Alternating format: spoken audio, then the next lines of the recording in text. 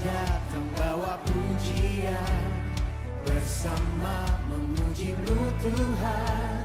Satukan suara dan nyanyikan sorak kemenangan.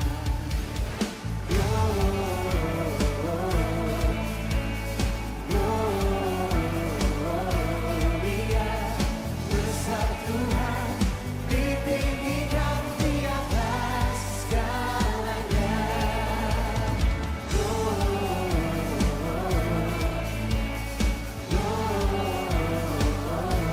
Gloria, besar Tuhan, ditinggikan puji-Nya.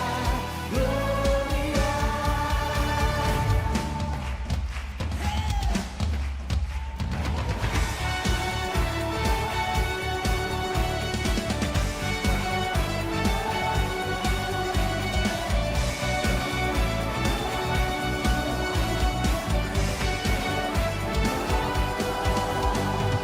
Kami datang bawa pujian, bersama memuji-Mu Tuhan. Satukan suara dan nyanyikan sorak kemenangan. Kami datang bawa pujian, bersama memuji-Mu Tuhan. Satukan suara dan nyanyikan sorak kemenangan.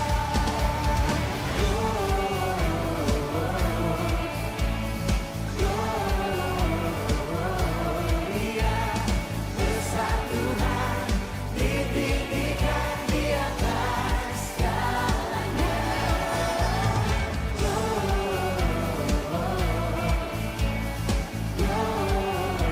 Gloria, besar Tuhan, ditinggikan puji-Nya. Gloria.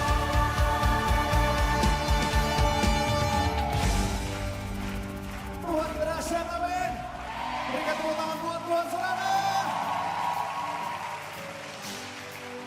Oh, Jesus. Buat suaramu sama-sama satukan hati, katakan.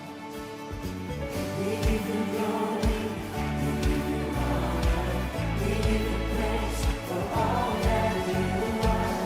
We give you glory, we give you honor, we give you praise. Gloria, we give you glory, we give you honor, we give you praise for all that you are. We give you glory, we give you honor, we give you praise.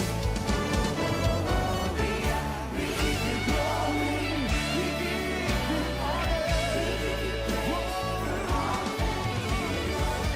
We give you glory, we give you honor, we give you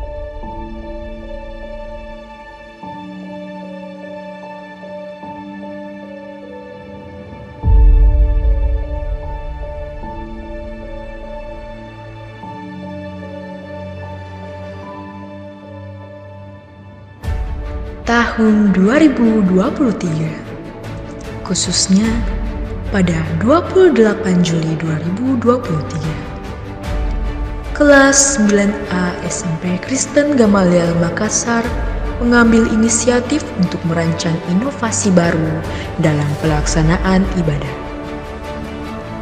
Sejalan dengan berjalannya waktu, kami secara konsisten melakukan evaluasi guna menyempurnakan dan memperluas talenta kami dalam pelaksanaan ibadah.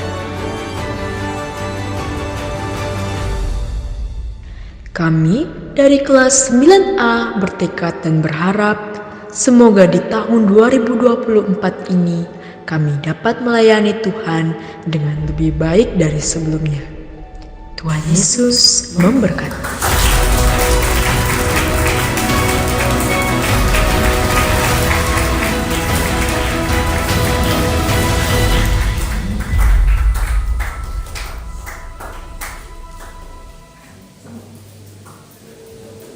Shalom teman-teman. Haleluya. Kita beri tepuk tangan yang meriah bagi Tuhan Yesus Kristus kita. Hari ini kita dapat berkumpul bersama-sama sekali lagi di tahun 2024 ini untuk memuliakan Tuhan kita. Amin. Teman-teman, mari kita bersaat teduh. Saat teduh dimulai.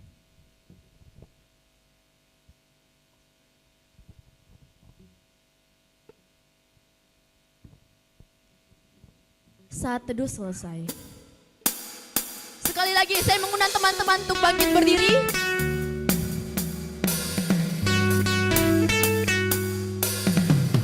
Mari kita bertepuk tangan semuanya. Haleluya.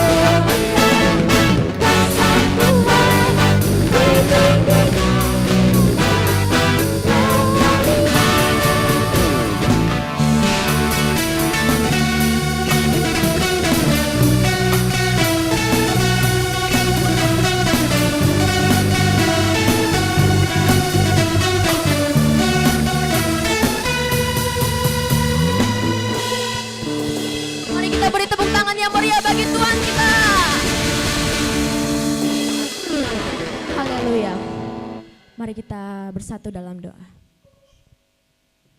Tuhan Yesus, terima kasih atas penyertaan-Mu hingga pada hari ini kami dapat berkumpul bersama-sama untuk memuliakan Engkau Tuhan. Tuhan, Engkau lindungi kami agar kami dapat mendengar sebagian dari firman-Mu dan dapat memuji Engkau dengan baik. Biarlah ibadah kami pada hari ini dapat memuliakan nama-Mu. Berkati ibadah hari ini dari awal, pertengahan hingga akhirnya. Terima kasih Tuhan Yesus, haleluya, amin.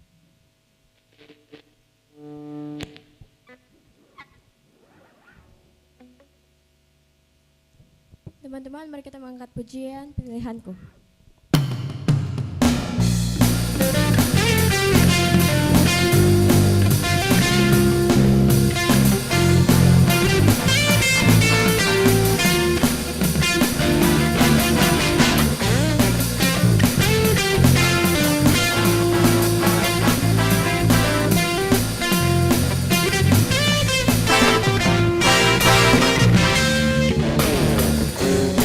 Tuhan yang mulia,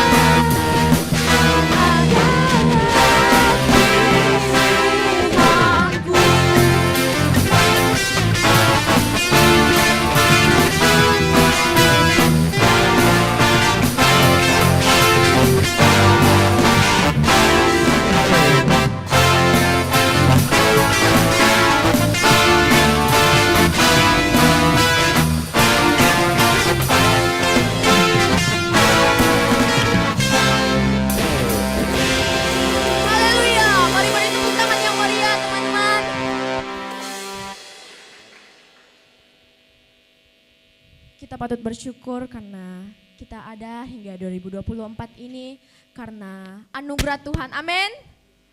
Yang percaya katakan amin. Mari kita bersama mengangkat pujian, bersyukurlah.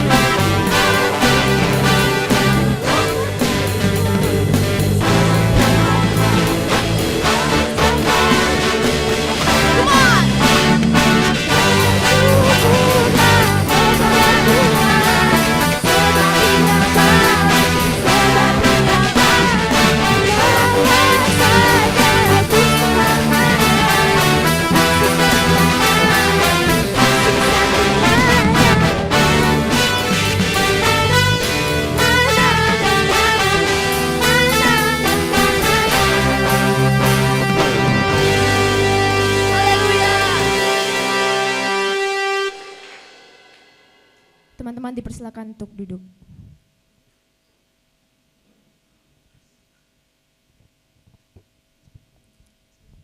Sebelum kita mendengarkan firman Tuhan, mari kita mengangkat puji lagu Kunyanyi Haleluya.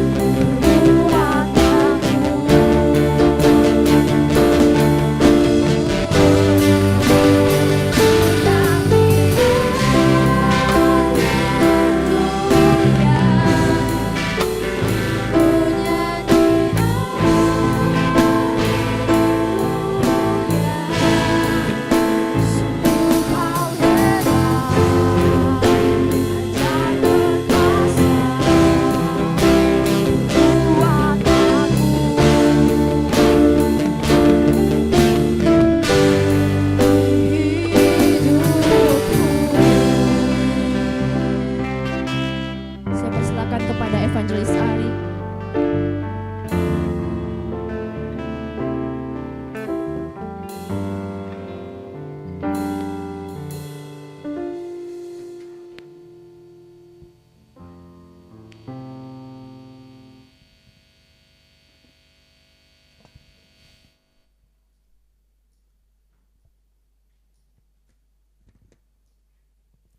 Oke, shalom, selamat pagi.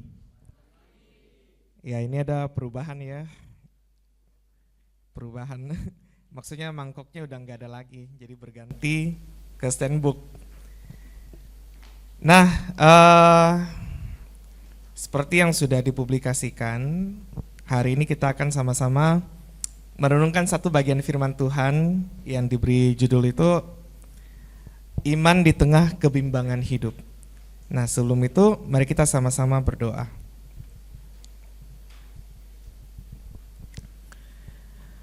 Bapa kami yang ada di dalam kerajaan surga, kami berdoa mengucap syukur oleh karena penyertaan Tuhan.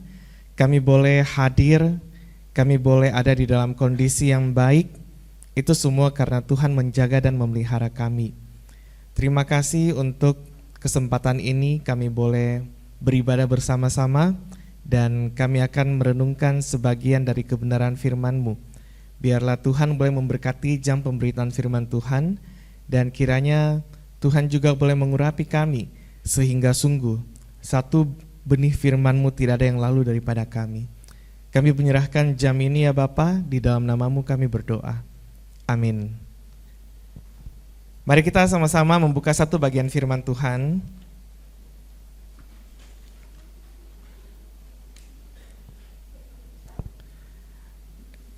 Dari Matius pasal yang ke-14 ayat 22 hingga ayat yang ke-33.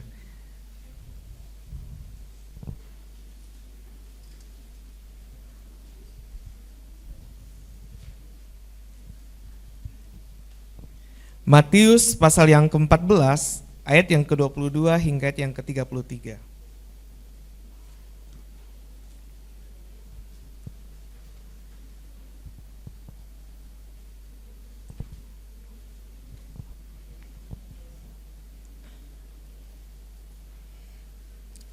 Oke, kalau sudah dapat kita boleh baca secara bergantian. Saya akan membaca ayat yang genap. Adik-adik boleh membaca ayat yang ganjil. Oke, 3, 2, 1. Sesudah itu Yesus segera memerintahkan murid-muridnya naik ke perahu dan mendahuluinya ke seberang. Sementara itu ia menyuruh orang banyak pulang.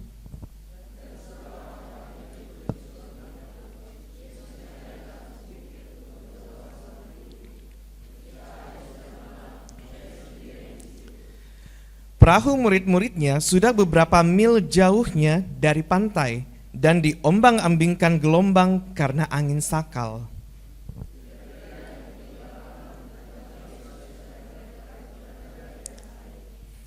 Ketika murid-murid melihat dia berjalan di atas air, mereka terkejut dan berseru, "Itu hantu!" Lalu berteriak-teriak karena takut.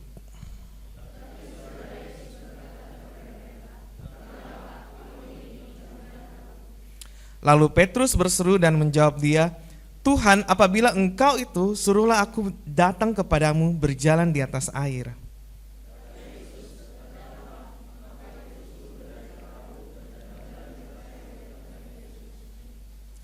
Tetapi ketika dirasanya tiupan angin, takutlah ia dan mulai tenggelam, lalu berteriak, "Tuhan, tolonglah aku."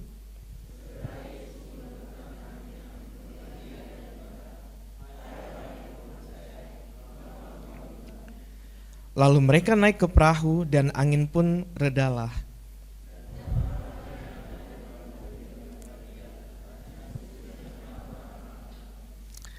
Oke, terima kasih. Sedemikian jauh pembacaan firman Tuhan kita bersama pada pagi hari ini. Biarlah firman Tuhan ini boleh terus menjadi bagian di dalam kehidupan kita. Ada beberapa slide yang saya sediakan untuk mengawali ibadah kita bersama pada hari ini. Mungkin boleh ditampilkan. Sekarang sebelum kita masuk ke dalam perenungan firman Tuhan lebih jauh, saya ingin melihat dulu sebenarnya mood kalian hari ini seperti apa. Ya, oke, boleh next. Di sini ada 9 ekspresi. Kira-kira ekspresi yang nomor 1 itu ekspresi yang seperti apa? Biasa aja, nggak ada yang spesial gitu ya. Ada yang moodnya seperti ini hari ini, ya mungkin kalau emoticon itu cuma bulat kemudian datar gitu ya. Ada yang seperti ini, atau setiap hari seperti ini. Ya biar itu dijawab dalam hati saja ya. Kemudian yang kedua, itu kira-kira ekspresi seperti apa? Sedih? Ya, bisa dikategorikan sedih gitu ya. Ya, saya berharap tidak ada yang sedih sepanjang hari atau sepanjang tahun ini ya, karena ini baru di awal tahun. Kemudian yang ketiga, senang. Dari mana kalian tahu dia senang? Dari senyumnya gitu ya. Nah 4, 5, 6 ini agak susah dibedakan. Jangan-jangan jawabannya cuma 1. Ada yang bisa membedakan tidak ekspresi 4, 5, dan 6 itu kira-kira apa?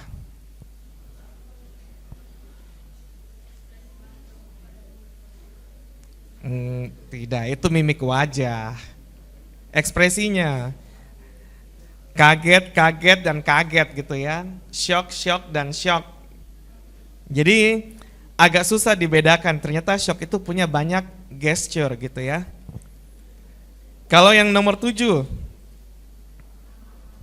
marah, frustasi. Ya, saya harap tidak ada yang marah dan frustasi hari ini gitu ya. Kalau yang ke-8, kira-kira apa itu? Bingung gitu ya, itu sudah pasti bingung. Hah? Gitu ya. Yang ke-9,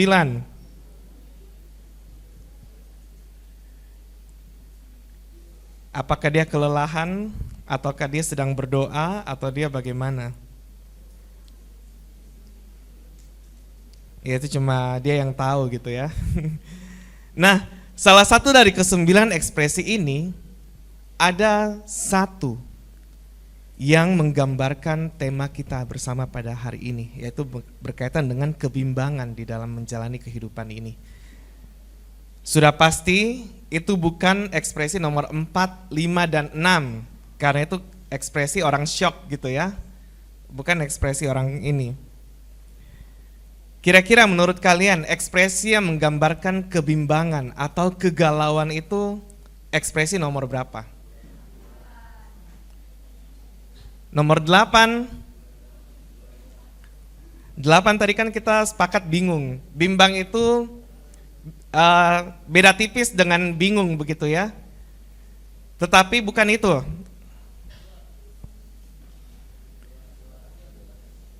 Yang nomor 1. Ada tadi yang angka 9 gitu ya. Apakah ke-9 boleh di previous lagi sebelumnya. Apakah nomor 9 itu adalah ekspresi yang menggambarkan orang lagi bimbang?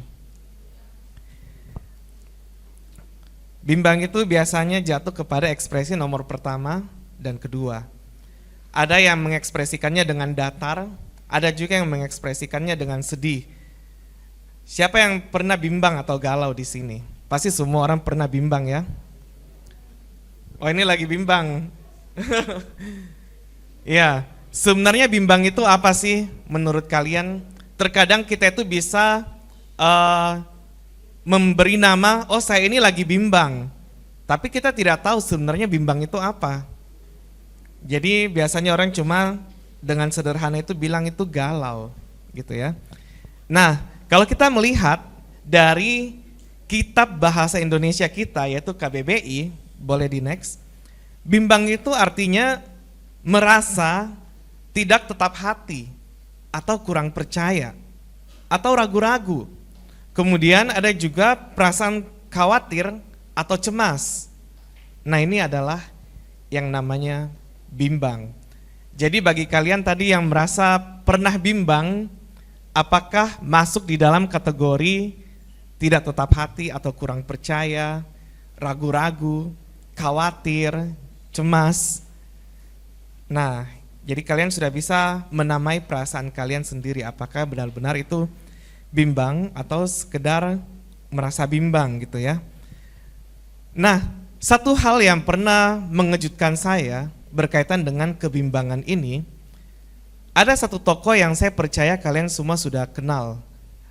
Bukan kenal, tahu gitu ya. Kalau kenal itu sama seperti umpamanya saya kenal dengan kalian. Ada setiap hari bersama-sama dengan kalian umpamanya, itu namanya kenal. Tapi kalau cuma sekedar tahu, oh dari baca buku saja sudah tahu. Kayak umpamanya kita tahu tokoh-tokoh Alkitab, itu tahu, kita tidak kenal mereka gitu ya. Boleh di next. Ada seorang yang bernama Mother Teresa gitu ya. Dia tuh pernah mengalami kebimbangan seperti ini. Aku memanggilmu, munya itu Tuhan ya, ingin bergantung padamu tetapi engkau tidak menjawab. Aku sendiri, di mana imanku, yang ada hanya kehampaan dan kegelapan. Ini adalah salah satu tulisan yang ditulis oleh Bunda Teresa gitu ya. Bunda Teresa adalah seorang biarawati yang mengabdikan hidupnya untuk melayani orang-orang yang sakit kusta di India, di Kalkuta tepatnya.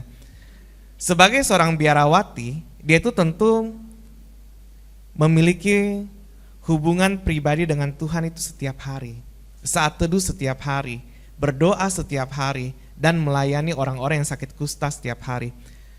Tetapi kenapa di dalam salah satu masa di dalam kehidupannya itu, dia menuliskan di dalam suratnya, aku memanggilmu, ingin bergantung kepadamu, tetapi engkau tidak menjawab. Aku sendirian, di mana imanku, yang ada hanya kehampaan dan kegelapan. Ini adalah tulisan dari seorang biarawati yang melayani Tuhan, bergumul dengan firman Tuhan setiap hari, berdoa kepada Tuhan setiap hari, tetapi inilah yang dia rasakan. Dan ketika dia sudah meninggal, orang gereja Katolik itu memberikan predikat Santa kepada dia. Santa itu bukan Santa Claus ya, tapi Santa dengan Santo itu di dalam pemahaman orang Katolik adalah orang suci, orang kudus yang memberikan pengabdian hidupnya kepada kemanusiaan. Nah, jadi orang-orang kenal dia dengan Santa Teresa of Calcutta, dari Kalkuta gitu ya. Ternyata orang-orang yang dekat dengan Tuhan, orang yang kelihatan dekat dengan Tuhan, juga itu bisa mengalami kebimbangan di dalam mengikut Tuhan. Oke, boleh di next. Sekarang yang menjadi pertanyaan, mana yang lebih baik? Bunda Teresa atau Petrus? Kan tadi kita baca kan, Petrus itu salah satu dari 12 muridnya Tuhan. Dua-duanya mengalami problem yang sama, bimbang di dalam mengikut Tuhan, bimbang di dalam menjadi murid Tuhan. Mana yang lebih baik, Bunda Teresa atau Petrus? Padahal dua-duanya ini dikasih gelar santo dengan santa oleh orang Katolik. Mana yang lebih baik? Ya tentu orang bilang Bunda Teresa dong lebih baik. Kenapa? Karena walaupun dia bergumul di dalam kebimbangannya, tidak mendengarkan suara Tuhan, tetapi dia tetap setia melayani. Sedangkan Petrus itu, Rasul Petrus, dia mendengar suara Tuhan. Bahkan di dalam badai pun Tuhan berkata, tenanglah, aku ini, jangan takut. Dia mendengar suara Tuhan dengan sangat jelas, tetapi ketika dia berjalan di atas air, dia bimbang dan akhirnya hampir tenggelam. Dan Tuhan ini. Jadi mana yang lebih baik? Tentu orang akan berpikir, ya Bunda Maria, Bunda Teresa, Mother Teresa begitu ya. Nah, mari kita kembali ke dalam teks kita bersama pada hari ini. yang menjadi pertanyaan bagi kita, terkadang ketika kita berada di dalam situasi yang bimbang, salah satu pembelaan kita adalah, saya belum pernah ada di dalam situasi seperti ini, makanya wajar kalau saya bimbang. Nah, yang menjadi pertanyaan bagi kita adalah, sebenarnya apa yang menjadi alasan dari orang-orang yang berkata seperti itu, yang belum pernah ada dalam situasi seperti ini, makanya bimbang, itu bukanlah sesuatu yang keliru, bukanlah sesuatu yang salah. Tetapi yang menjadi pertanyaan, apakah situasi seperti ini pertama kali dialami oleh Petrus dan murid-muridnya, murid-murid Tuhan pada waktu itu? Apakah kalian pernah mengingat satu kisah yang serupa? Ataukah cuma ini satu-satunya kisah di dalam Alkitab di mana mereka itu naik kapal tengah malam kemudian dihantam ombak? Ya, tentu saja ini bukan kisah yang pertama. Kisah yang pertama yang serupa dengan ini dicatat di dalam Matius pasal yang ke-8 ayat 23 sampai 34. Nah, tetapi walaupun mereka ada di dalam situasi yang sama, ada perbedaannya. Di dalam Matius pasal yang ke-8 di situ dituliskan bahwa ketika mereka diterpa angin, diombang-ambingkan di tengah laut, Yesus itu ada di dalam kapal. Apa yang Yesus lakukan? Dia tertidur. Kemudian murid-muridnya itu sudah semakin gelisah, Yesus itu dibangunkan dan kemudian berkata apa? Tuhan, tidakkah engkau peduli dengan kami? Akhirnya apa? Yesus itu bangun dan kemudian menghardik angin ribut itu, kemudian menjadi tenang. Itu adalah kisah pertama di mana Petrus dan murid-muridnya melihat kuasa Tuhan meredakan angin ribut, menguasai alam semesta. Dan Yesus kembali berkata, kurang percaya. Ini adalah kisah yang kedua. Ketika di kisah yang pertama itu Yesus ada di dalam kapal bersama dengan murid-muridnya, di kisah yang kedua ini Yesus ada di mana? Kalau kita melihat di ayat yang ke-23, Yesus itu sedang naik ke atas bukit. Jadi bayangkan murid-murid ada di berapa mil jauhnya dari pantai, Yesus itu ada di atas bukit. Dan ketika Yesus ada di atas bukit, murid-murid ini kembali diombang-ambingkan oleh angin kencang, angin sakal. Dan tidak ada Yesus di dalam kapal itu.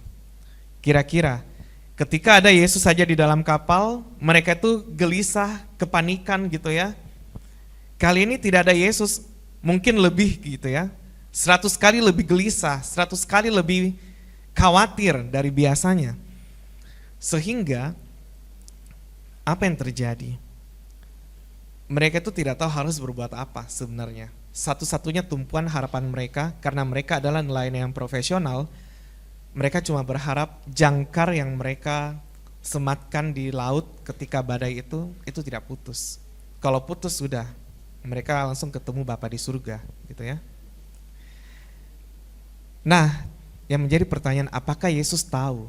Apakah Yesus peduli ketika murid-muridnya sedang diombang-ambingkan oleh angin sakal dan dia sedang berdoa? Yesus peduli. Yesus tahu. Dan akhirnya tibalah bagi Yesus untuk turun dan menolong mereka. Tetapi pada waktu jam 3 subuh, setelah berjam-jam murid-muridnya diobok-obok sama angin di tengah laut, Yesus itu baru datang jam 3 subuh, kurang lebih 4 jam mungkin ya. Kemana Yesus selama ini? Dia kan tahu, dia kan Tuhan, dia maha tahu. Tapi kenapa dia baru mau tolong murid-muridnya itu jam 3 subuh? Apakah dia mau kasih kapok dulu murid-muridnya, baru dia turun jadi pahlawan begitu ya? Nah, saya tidak tahu seberapa mengerikan situasi pada waktu itu. Tetapi belakangan ini kota Makassar ini sedang banyak hujan angin gitu ya. Dan pada waktu saya diantar pulang dalam minggu ini, kira-kira di hari Selasa kemarin, jam 4 sore itu hujan angin yang sangat kencang begitu ya. Ketika saya lewat di Pantai Losari, itu satu pemandangan yang tidak mengenakan, yang tidak menyenangkan. Ketika hujan dan angin kencang, kabut itu bermunculan gitu ya, sehingga mengaburkan jarak pandang.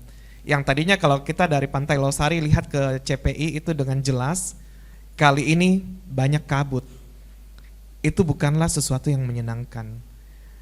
Di tepi Pantai Losari ada kapal sekoci, ya kurang lebih kayak sekoci begitu ya, terombang-ambing di tengah laut, di pinggir pantai. Saya tidak bisa membayangkan situasi murid-murid pada waktu itu. Mereka jam 3 subuh diombang-ambingkan di tengah laut, itu seperti apa. Kita saja yang melihat di Pantai Losari, jam 4 sore itu saja kayak sudah ketakutan, apalagi jam 3 subuh. Walaupun mereka nelayan handal, tetapi ketika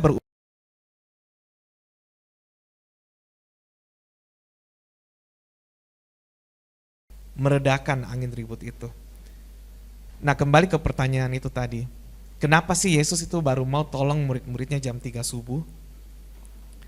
Sebenarnya tidak ada alasan, tidak ada yang tahu alasan kenapa Yesus itu mau menolong murid-muridnya jam 3 subuh. Kita itu cuma bisa berspekulasi, mengira-ngira, kira-kira oh mungkin Tuhan Yesus mau kasih kapok murid-muridnya. Oh mungkin Tuhan Yesus begini, mungkin Tuhan Yesus belum puas berdoa, mungkin Tuhan Yesus itu baru bangun jam 3 subuh. Itu cuma semua spekulasi begitu ya. Tetapi sesungguhnya tidak ada yang tahu alasan pasti kenapa Yesus itu memilih jam 3 subuh. Tetapi jika kita sungguh-sungguh mengenal Tuhan, maka itu sebenarnya bukan menjadi pertanyaan, tetapi menjadi satu keyakinan, karena Yesus yang kita kenal adalah Yesus yang selalu bertindak tepat pada waktunya. Masih ingat tidak dengan peristiwa ketika Lazarus itu meninggal gitu ya? Yesus sengaja menunda untuk menjumpai Maria dan Marta. Menundanya itu 3 hari, sengaja. Dan ketika Yesus itu tiba di tempat itu, Yesus itu menghibur mereka, tenang, saudaramu itu akan bangkit. Dan memang Yesus membangkitkan Lazarus dari kematian, gitu ya. Dan akhirnya apa? Orang kembali memuliakan Allah, dan itu adalah mujizat Yesus yang terakhir. Nah, ketika Yesus menolong murid-muridnya tepat jam 3 malam, jam 3 subuh pada waktu itu, sebenarnya Tuhan itu punya rencana. Tuhan punya rencana yang tidak kita ketahui, begitu ya. Sehingga ketika dia sudah meredakan angin ribut pada waktu itu, murid-muridnya itu memuji dia, mengembalikan pujian dan hormat kepada Tuhan. Karena Tuhan selalu bertindak tepat pada waktunya. Mungkin secara manusiawi ketika kita ada di dalam posisi murid-murid begitu ya. Kita ada di tengah laut, diombang-ambingkan oleh angin sakal, kemudian jam 3 malam. Kita itu secara manusiawi ingin sekali berseru sama Tuhan. Tuhan tolong saya, Tuhan. Kalau bisa lebih awal selamatkan saya sehingga saya tidak perlu selama 4 jam itu diombang-ambingkan oleh laut begitu ya. Nah, kita itu selalu merasa Tuhan itu berkewajiban untuk menolong kita ketika kita berada di dalam satu masalah, apalagi jikalau kita itu sudah memberikan hidup kita untuk Tuhan. Tuhan, saya ini sudah jadi murid-Mu, Kau wajib tolong saya. Di satu sisi kita percayakan pemeliharaan Tuhan, di satu sisi kita percaya akan penyertaan Tuhan, bahwa Tuhan tidak akan meninggalkan kita. Tetapi di sisi yang lain kita perlu mengingat bahwa Tuhan itu tidak pernah bekerja sesuai dengan kehendaknya kita. Tuhan itu sudah merancangkan hal yang indah dan dia akan bekerja di dalam rancangannya. Kalau seandainya Tuhan itu bekerja sesuai dengan apa yang kita inginkan, maka dia pasti bukan Tuhan. Dia itu kurang lebih sama seperti bagi kita yang punya asisten rumah tangga di rumah, ya dia kurang lebih seperti itu. Kalau dia bekerja sesuai dengan keinginannya kita, Tuhan saya mau ini, Tuhan lakukan. Tuhan saya mau itu, Tuhan juga lakukan. Apa bedanya Tuhan dengan pembantu kita? Tetapi tidak, Tuhan kita itu bekerja di dalam rancangannya. Dan rancangannya itu selalu membawa kebaikan, termasuk ketika dia menolong murid-murid jam 3 malam pada waktu itu. Apa yang baik di dalam pandangan Tuhan, itu belum tentu baik di dalam pandangan kita. Oleh karena itu kita butuh iman untuk percaya. Yesus sendiri berkata, Tuhan Bapa tidak akan memberikan ular kepada orang yang minta roti. Tapi terkadang orang yang minta roti itu tidak tahu apakah itu roti atau ular, gitu ya. Dia menginginkan sesuatu yang baik di dalam pandangannya, tetapi belum tentu dalam pandangan Tuhan itu sesuatu yang baik. Jadi kita butuh iman untuk percaya bahwa Tuhan memberikan yang terbaik di dalam rancangannya yang sempurna. Kemudian kita akan melanjutkan pembacaan kita. Ketika Tuhan sudah ada di atas laut begitu ya, berjalan di atas air, Petrus itu melihat, dan karena ini adalah peristiwa yang kedua, Petrus itu punya memori. Oh, Tuhan akan meredakan angin ribut. Makanya ketika dia lihat, dia mendengar Tuhan berkata, tenanglah aku ini, jangan takut. Petrus langsung bilang apa? Tuhan, kalau itu kau, panggil saya ke sana, berjalan di atas air sama seperti kau gitu ya. Petrus ingin terlibat di dalam adegan peredaan angin ribut. Kali ini lebih keren, bukan di atas perahu, di atas air. Nah itulah Petrus. Petrus murid yang paling spontan di antara semua murid-murid Tuhan. Dan dia ingin terlibat di dalam rancangan Tuhan yang begitu indah ketika meredakan angin ribut. Kali ini bukan di atas kapal, tapi di atas air, lebih spektakuler begitu ya. Nah makanya Tuhan berkata, datanglah. Nah ketika Petrus datang, berjalan, satu langkah pertama itu masih oke begitu ya. Langkah kedua kenapa airnya makin tinggi, ternyata dia makin tenggelam. Akhirnya setelah dia merasa sudah tidak ada pijakan lagi dan angin itu makin kencang, dia menyerah. Bilang, Tuhan tolong aku, Tuhan tolong aku. Dan itulah yang terjadi pada Petrus. Dia minta pertolongan Tuhan pada akhirnya. Tadinya awalnya yang dia ingin menjadi pahlawan bersama dengan Tuhan, meredakan angin ribut dari atas air, di atas air, akhirnya jadi dia yang ditolong, gitu ya.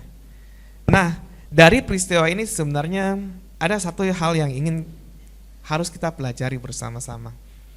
Bahwa terkadang ada permasalahan yang hanya Tuhan yang bisa selesaikan. Terkadang ada permasalahan yang hanya Tuhan yang bisa selesaikan tanpa bantuan kita.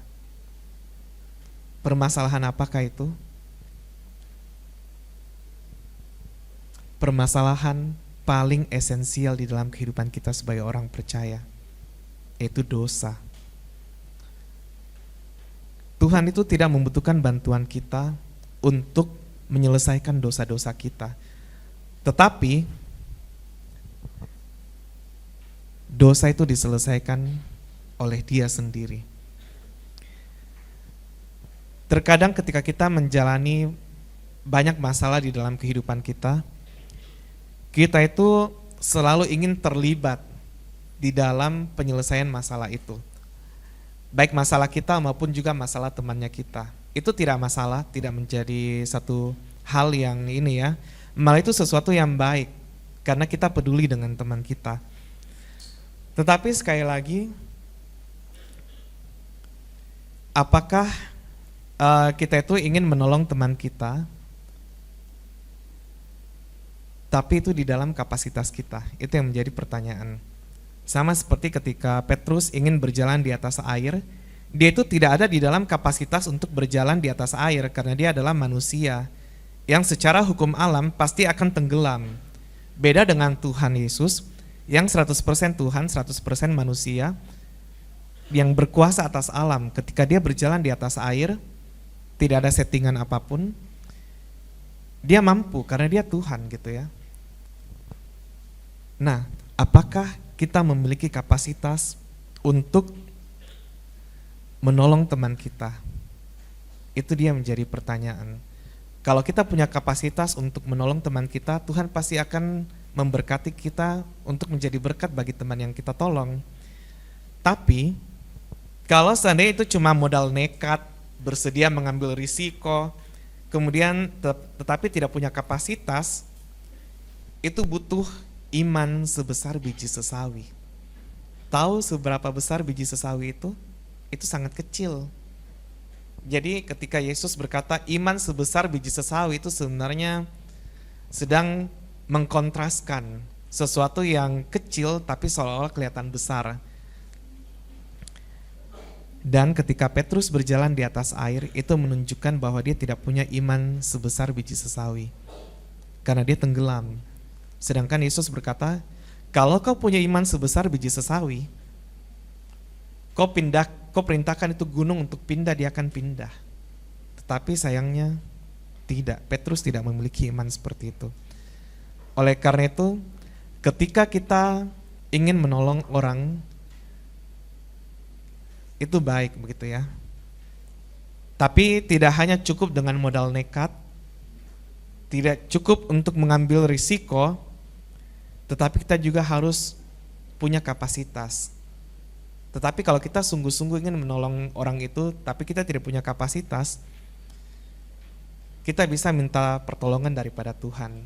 Dan dengan iman sebesar biji sesawi itu, kita percaya Tuhan akan menolong teman kita. Terkadang ada hal-hal yang memang kita tidak bisa lakukan. Terkadang ada hal-hal yang hanya Tuhan yang bisa selesaikan, dan Dia mau kita duduk diam untuk melihat kuasanya itu. Dan sehingga ketika kita sudah melihat kuasa Tuhan di dalam hidup kita, kita akan memuji dan memuliakan Tuhan. Itu dia yang menjadi perenungan kita bersama pada hari ini. Satu pertanyaan untuk mengakhiri perenungan kita adalah, apakah kita pernah mengalami kebimbangan di dalam menantikan pertolongan Tuhan? Saya tidak tahu permasalahan apa yang sedang kalian alami. Mungkin ada permasalahan yang bagi kalian itu sangat besar, tapi bagi orang lain itu permasalahan yang receh. Tetapi di hadapan Tuhan, tidak ada permasalahan yang terlalu besar, tidak ada permasalahan yang terlalu receh, begitu ya. Hanya yang menjadi pertanyaan adalah, apakah kita ketika menghadapi masalah itu juga mengalami kebimbangan di dalam menantikan pertolongan Tuhan? Mungkin ada yang berkata, kira-kira Tuhan tolong saya atau tidak? Saya ini kan baru mau kenal Tuhan, baru mau ikut Tuhan. Kira-kira Tuhan akan tolong saya atau tidak? Kalau Tuhan akan tolong saya, apakah Tuhan tidak bisa tolong saya sekarang? Ataukah harus sesuai dengan rencananya? Di dalam masa penantian pertolongan Tuhan, Tuhan ingin kita belajar satu hal tentang iman. Jikalau kita tidak memiliki iman sebesar biji sesawi itu tadi, kita bisa memintanya kepada Tuhan yang dengan murah hati memberikannya kepada semua orang. Sehingga orang-orang yang menerima iman itu akan melihat kuasa Tuhan itu bekerja. Tangan Tuhan itu bekerja untuk menyelesaikan permasalahan-permasalahan yang bagi kita terlalu besar ataupun juga bagi orang lain terlalu receh. Setelah kita memiliki iman, mari kita merawat iman itu dengan firman Tuhan setiap hari. Kita dengar, kita lakukan, dan kita berlatih untuk menyerahkan kendali kita kepada Tuhan. Ketika ada masalah, kita tidak langsung patah semangat, tetapi kita boleh berseru kepada Tuhan dan menanti pertolongan Tuhan. Amin firman Tuhan. Mari kita sama-sama berdoa. Tuhan Yesus, terima kasih pada hari ini kami boleh bersama-sama merenungkan sebagian dari kebenaran firman-Mu. Firman-Mu selesai diberitakan dan kami percaya Engkau akan terus menggemakannya di dalam kehidupan kami. Bapa, kami tidak tahu apa yang akan menanti kami di depan, tetapi kami percaya Engkau sudah ada terlebih dahulu dan Engkau yang akan menolong kami melaluinya. Jikalau masih ada kebimbangan di dalam hati kami, biarlah Tuhan yang menenangkan hati kami, Tuhan yang memberikan secerca pengharapan, sehingga kami sungguh dapat melihat Engkau di dalam setiap permasalahan hidup kami, di dalam suka duka kehidupan kami Engkau ada, dan Engkau senantiasa mengulurkan tangan-Mu untuk menolong kami, sama seperti ketika Engkau menolong murid-Mu, Petrus. Engkau tidak akan pernah meninggalkan kami. Beri kami iman untuk senantiasa menanti pertolongan-Mu di dalam hidup kami. Di dalam nama-Mu kami berdoa. Amin.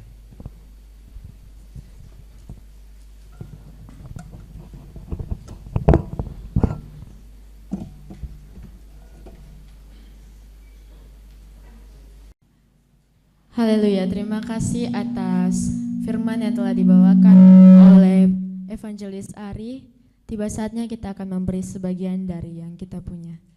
Teman-teman yang bertugas saya persilakan sambil membawakan lagu pilihanku.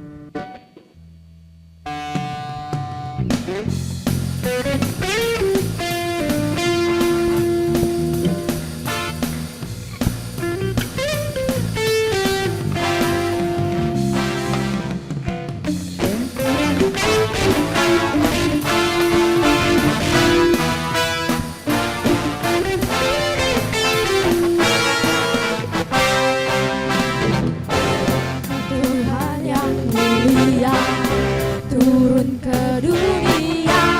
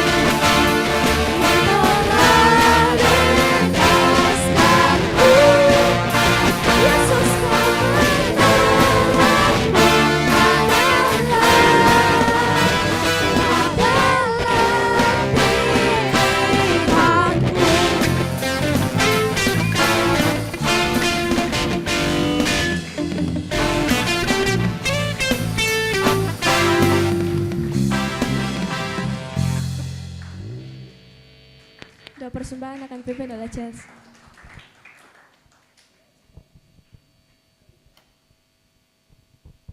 Teman-teman, mari kita berdoa. Ya Tuhan, sekarang kami sudah memberikan sebagian dari persembahan kami. Semoga persembahan ini dapat menjadi harum bagi nama-Mu. Dalam nama Tuhan Yesus kami setelah berdoa, amin.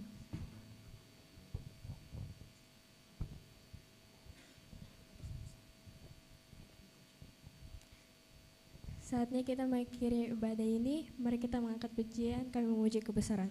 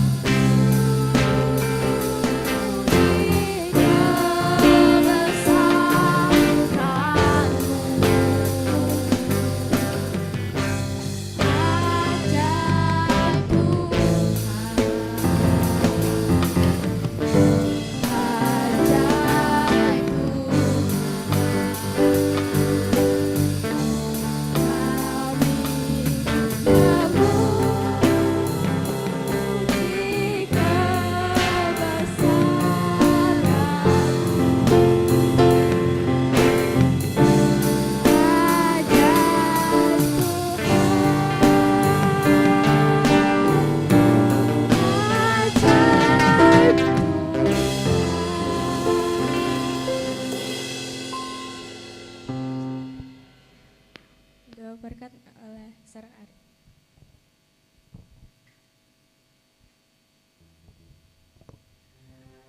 Mari sekali lagi kita menundukkan hati kita di hadapan Tuhan.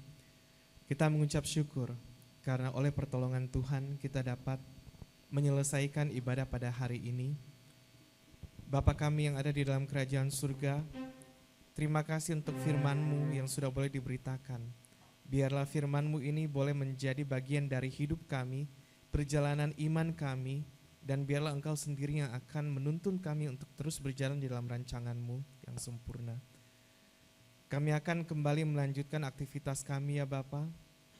Akan ada begitu banyak rangkaian kegiatan sepanjang hari ini.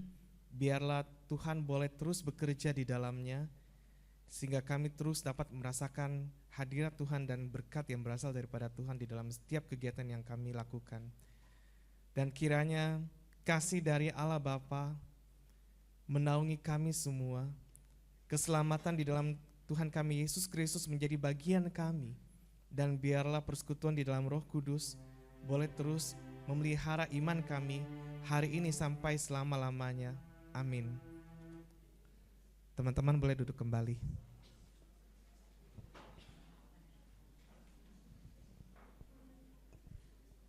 Ibadah telah selesai, saya kembalikan kepada Ibu Kepala Sekolah.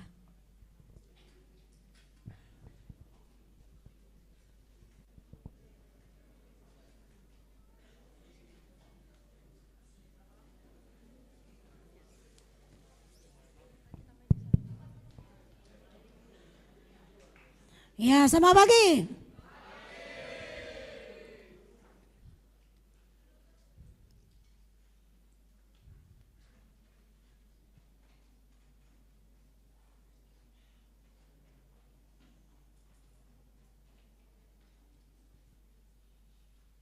Ya, bersyukur puji Tuhan.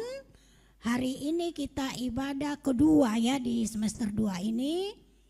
Terima kasih penginjil Ari yang sudah menyampaikan firman Tuhan hari ini. Terima kasih juga 9A dengan inovasi-inovasinya ya, puji Tuhan. Berikan tepuk tangan untuk kemuliaan nama Tuhan. Ya, kegiatan kita hari ini, setelah ini akan ada penyampaian visi dan misi calon ketua OSIS untuk tahun ajaran 2023-2024. Kemudian ini adalah POC dari kelas 9 yang belum tuntas ya, kemarin kita baru mau lanjutkan untuk di bulan Januari ini. Jadi sebentar itu ketika mereka menyampaikan visi misi, tolong dipasang kupingnya. Supaya ketika nanti pemilihan tidak salah pilih. Tapi memilih bukan karena temanmu pilih si A, ikut-ikutan. Tapi karena untuk kebaikan sekolah kita ke depan. Ya.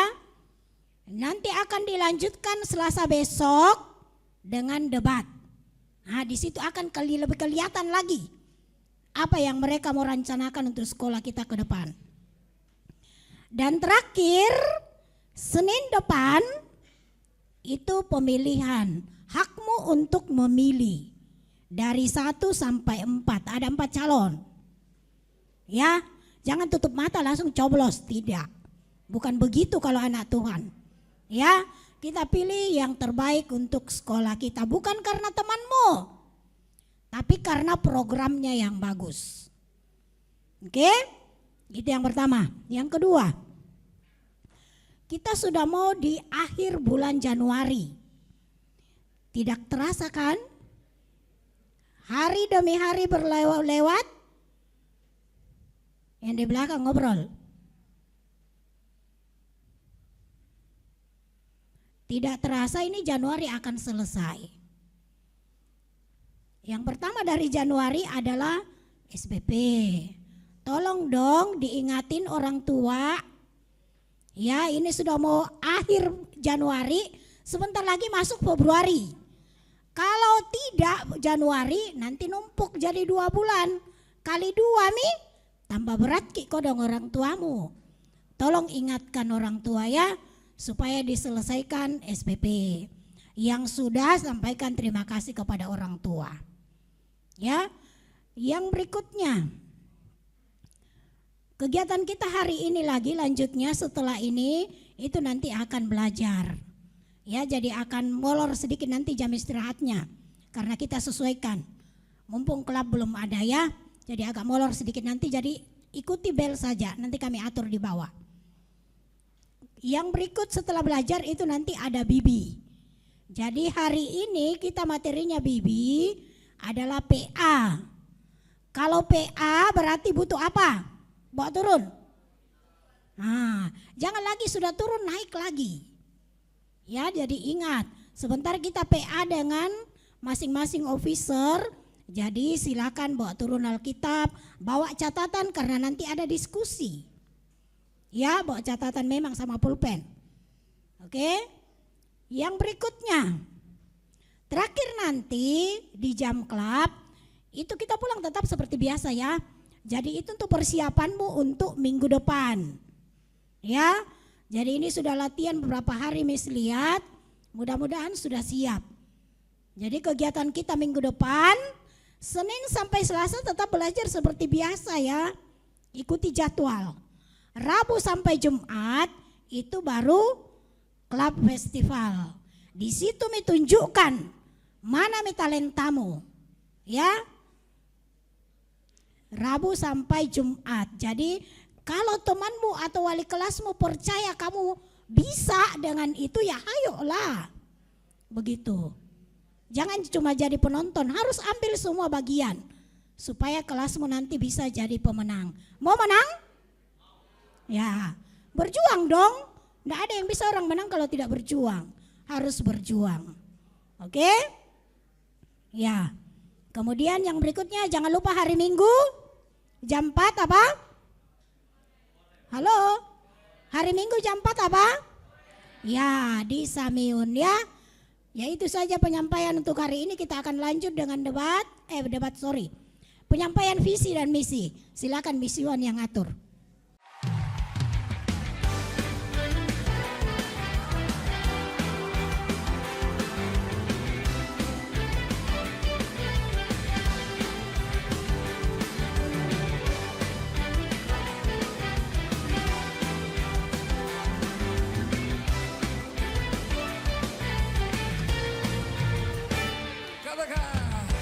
Kau Tuhan yang mulia, turun ke dunia untuk tebus segala dosa. Kau beri keselamatan, beri kesempatan kasih-Mu.